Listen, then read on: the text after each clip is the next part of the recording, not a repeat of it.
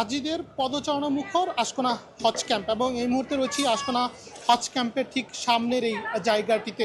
যদি একটু জানিয়ে দিই যে আজ রাত 11টা 35 মিনিটে এবছরের হজের যে প্রথম ফ্লাইটটি রয়েছে সেই প্রথম ফ্লাইটের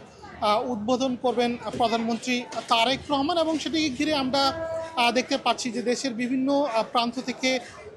আসা যারা হাজিরা রয়েছেন তারা কিন্তু ইতিমধ্যে এই জায়গাটিতে আসতে শুরু করেছেন এবং কিছুক্ষণ আগে এই জায়গাটিতে পরিদর্শনে এসেছেন ধর্মমন্ত্রী কায়কোবাদ এবং তিনি পরিদর্শন শেষে সাংবাদিকদের সাথে মত বিনিময় করেছেন এবং মত বিনিময়কালে তিনি আমাদেরকে যেমনটি জানিয়েছেন যে এই আশকোনা হজ ক্যাম্পে মশার উপদ্রব নিয়ে যে অভিযোগটি রয়েছে সেটি তিনি কিন্তু দ্রুত সমাধান করতে এই জায়গা যারা কর্তৃপক্ষ রয়েছেন তাদের কাছে কিন্তু নির্দেশ প্রদান করেন এবং এবছরের প্রথম দিনে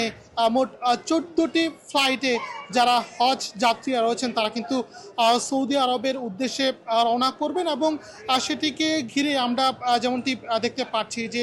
আশকোনা হজ ক্যাম্পে দেশের বিভিন্ন প্রান্ত থেকে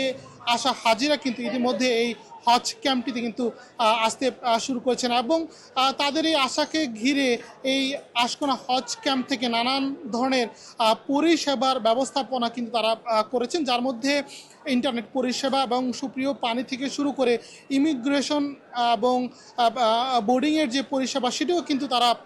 করছেন বলে আমাদেরকে জানিয়েছেন এবং তাদেরকে সহযোগিতা করতে ইসলামিক ফাউন্ডেশন থেকে শুরু করে স্কাউট সদস্য যারা রয়েছেন তারাও কিন্তু এই আশকোনা হজ ক্যাম্পটিতে রয়েছেন। তো এটিই ছিল রাজধানীর আশকোনা হজ ক্যাম্প থেকে এবছরের প্রথম ফ্লাইটকে ঘিরে এই জায়গার সর্বশেষ পরিস্থিতি।